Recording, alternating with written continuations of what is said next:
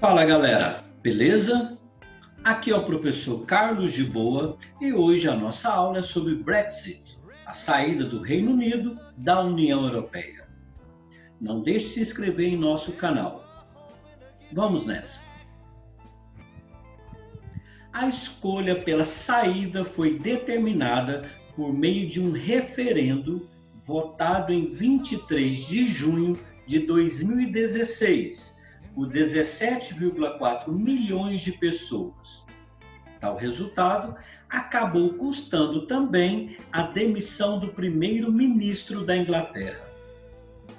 Com a derrota da permanência, o primeiro-ministro David Cameron renunciou ao cargo e foi sucedido por Theresa May, ex-ministra do Interior.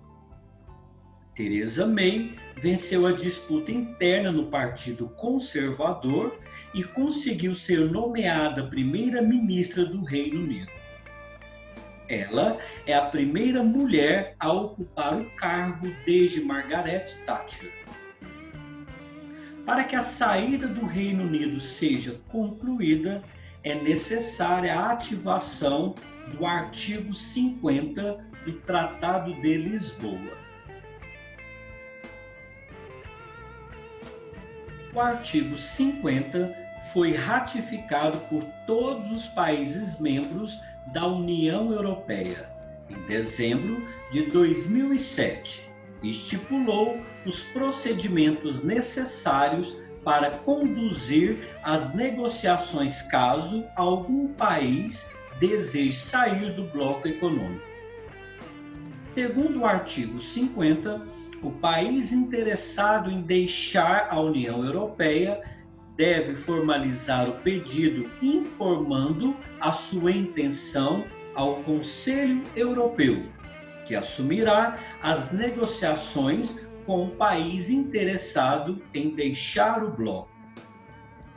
O Reino Unido ativou o artigo 50 no dia 29 de março de 2017. Oficializando sua intenção de deixar o bloco econômico. A partir de agora, Reino Unido e o Conselho Europeu negociarão os termos previstos para conduzir a saída total do Reino Unido da União Europeia. O prazo de negociação previsto é de 2 anos, e nesse prazo, o Reino Unido continua como membro do bloco. Caso seja necessário, as negociações podem ser prorrogadas, se os membros do Conselho Europeu aprovarem.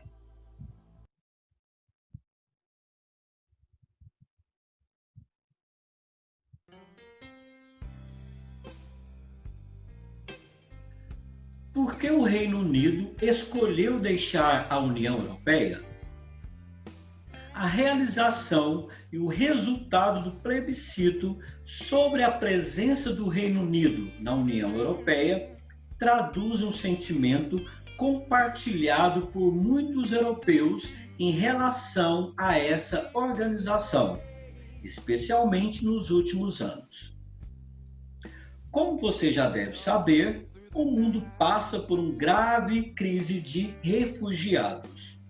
Chegamos ao maior número de pessoas que abandonam seu país natal desde a Segunda Guerra Mundial, por causa de conflitos armados que ameaçam suas vidas. Desesperadas, essas pessoas fogem para lugares que eles acreditam serem seguros e acolhedores.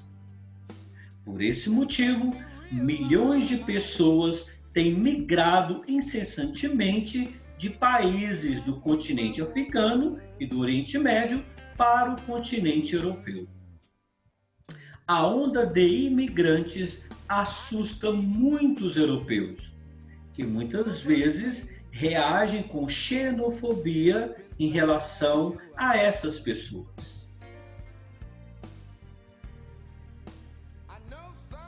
A campanha pelo Brexit certamente foi muito fortalecida pela percepção de que o Reino Unido estava sendo prejudicado pela facilidade com que muitos estrangeiros conseguiam migrar para o país.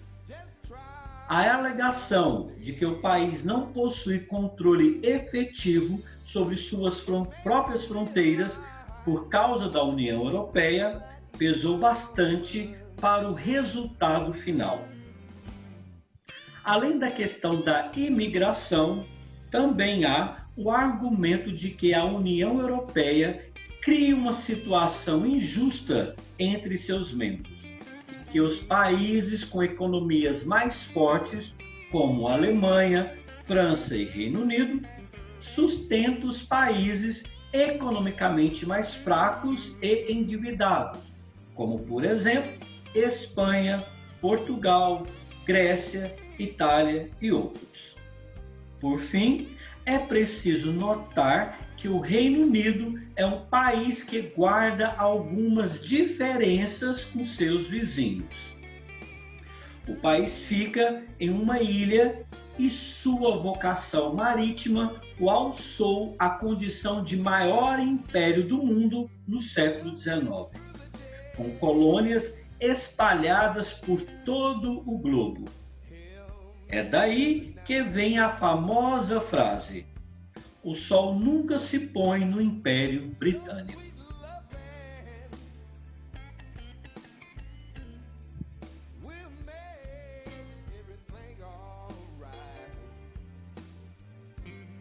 O sentimento nacionalista britânico, portanto, pode ter sido um apelo para que a população da ilha, principalmente os ingleses e galeses, deixasse seus pares europeus. Membro da União Europeia desde 1973, o Reino Unido sempre teve uma participação tituberante no bloco. Um exemplo disso é que o país nunca adotou o euro como moeda. A libra esterlina continuou circulando. O país também não participou completamente do Acordo de Schengen, que não era originalmente parte da União Europeia, mas desde 1997 faz parte do quadro jurídico. Tal acordo criou um espaço de livre circulação de pessoas entre países europeus, sem a necessidade de controle de passaporte. Com a vitória da saída do Reino Unido da União Europeia, abre-se um período de incertezas. Afinal, essa é a primeira vez que um membro decide deixar a União.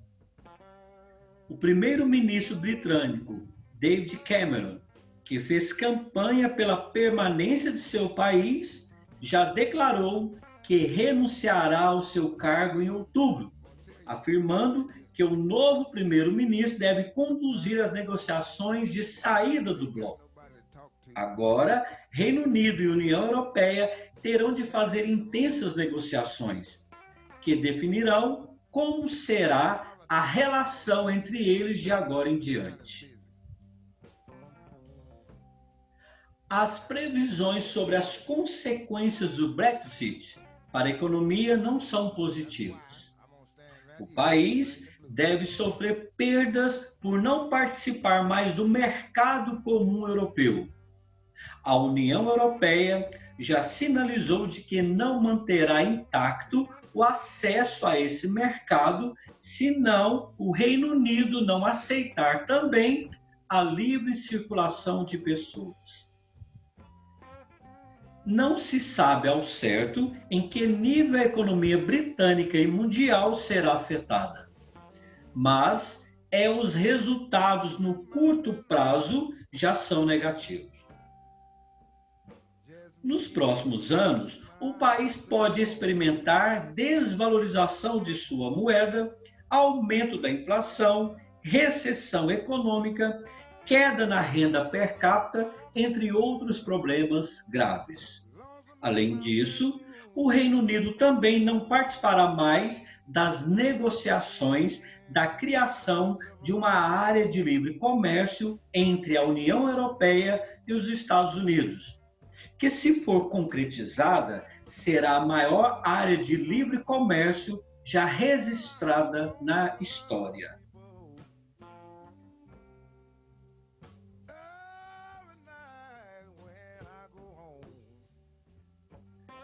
Bem, agora nós vamos falar sobre a crise dos refugiados na Europa.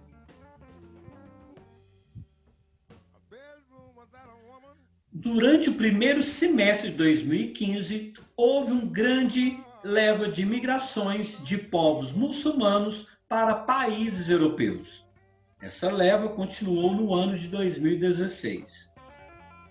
Mais de 350 mil pessoas deslocaram-se de países islâmicos, sobretudo da Síria e da Líbia, em direção à Europa. Os países que mais receberam esses imigrantes foram a Grécia, cerca de 235 mil indivíduos, e a Itália, cerca de 115 mil indivíduos. Mas o que tem provocado todo esse surto migratório? Duas são as principais razões para esse fenômeno. Primeiro, a instabilidade política provocada pelo terrorismo e pelas guerras civis, sobretudo pela guerra civil na Síria e pela atuação da facção terrorista Estado Islâmico em boa parte do território sírio. Segunda razão, a recusa de outros países muçulmanos, sobretudo os países do Golfo Pérsico, como a Arábia Saudita, em receber os refugiados em seu território, bem como as dificuldades de instalação em países vizinhos, como a Jordânia, que tem acomodado os refugiados em acampamentos com condições precárias. Os imigrantes são colocados pelos contrabandistas em embarcações pequenas e desprotegidas, sempre guiadas por um imigrante voluntário, que nem sempre sabe pilotar um barco. Os imigrantes ficam expostos ao sol, à chuva e à violência do mar. Após 2 dias de navegação, se tiverem sorte, podem ser encontrados por pescadores ou pela guarda costeira italiana. Caso contrário, ficam perdidos no Mediterrâneo e acabam mortos. Só no ano de 2014, 3.600 pessoas morreram tentando fazer essa travessia. Os mortos provêm, em sua maior parte, do Oriente Médio, mas há muitos também do chifre africano, costa leste da África subsaariana, principalmente da Eritreia, um dos piores países do mundo para se viver. O fato é que as decisões de cada país europeu em aceitar ou não os refugiados geram uma crise de teor ético e político ao mesmo tempo. Muitas são as indagações levantadas por especialistas que acompanham esse fluxo migratório. Uma delas diz respeito à capacidade de países em plena crise econômica, como a Grécia, de acomodar, dar emprego e assistência social a milhares de refugiados.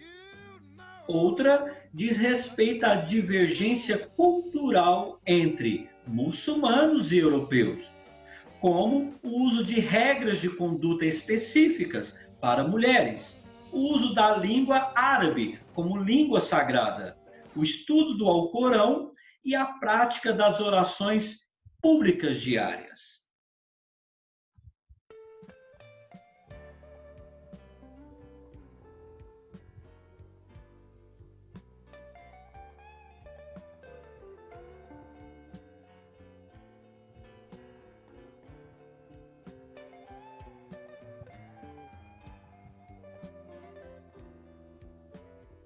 Bem, galera, ficamos por aqui e até a próxima.